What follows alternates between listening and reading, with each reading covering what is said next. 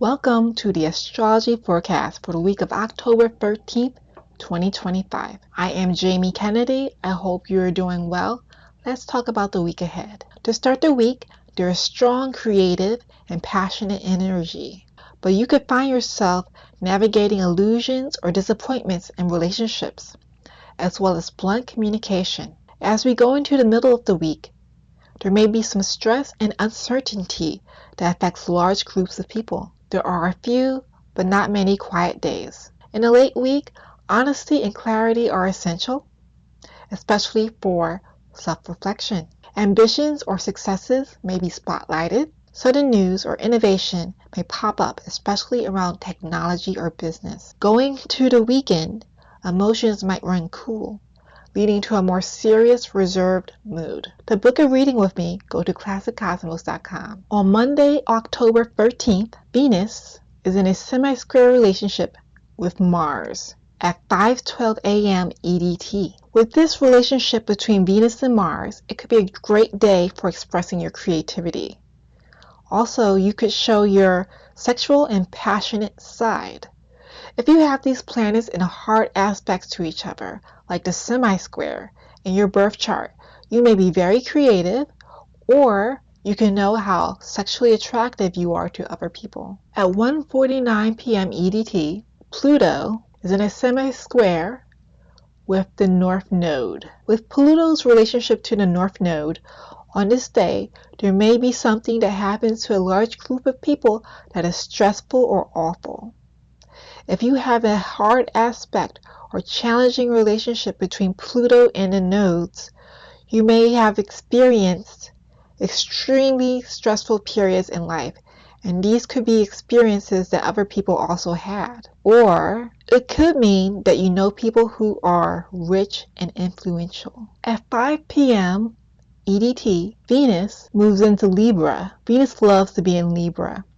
It is where she not only feels at home, is where she is the queen of her palace. At 9:16 p.m. EDT, Venus is opposite Neptune. Venus is in a hard aspect to Neptune.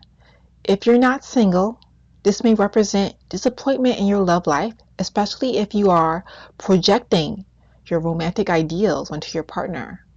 Your partner may or may not live up to your ideals, and you may need to see them for who they are. In other areas of your life, it may be difficult for you to make your dreams a reality. On this day, Mercury is in a relationship to Mars that is similar to a conjunction or a hard aspect using the table that I'm at. We might hear about disputes or lawsuits during this time. If your Mercury is in a challenging aspect to your Mars, you may sometimes communicate in ways that unintentionally upset others or come across as blunt. While confidence is a strength, it might be helpful to reflect on how your words affect those around you, aiming for understanding and respect in conversations. On Tuesday, October 14th, the moon will be void of course, starting at 1:05 a.m. EDT. When the moon is void of course, it's not a good time to start things that you want to be successful. So it's not the good time to launch a business or for a marriage proposal. The moon moves into Leo at 6:47 a.m. EDT.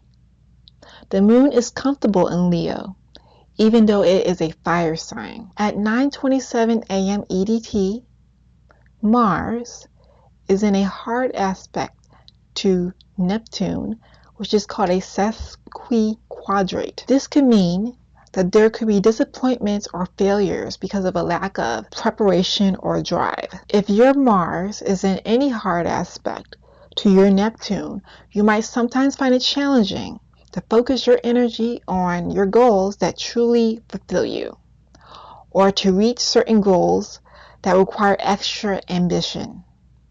This placement could encourage you to reflect on how you direct your efforts, allowing you to approach your aspirations more mindfully. At 3:03 p.m. EDT, Mercury is in a sesquiquadrate to Saturn. There may be separations in our relationships, whether they are personal or business relationships.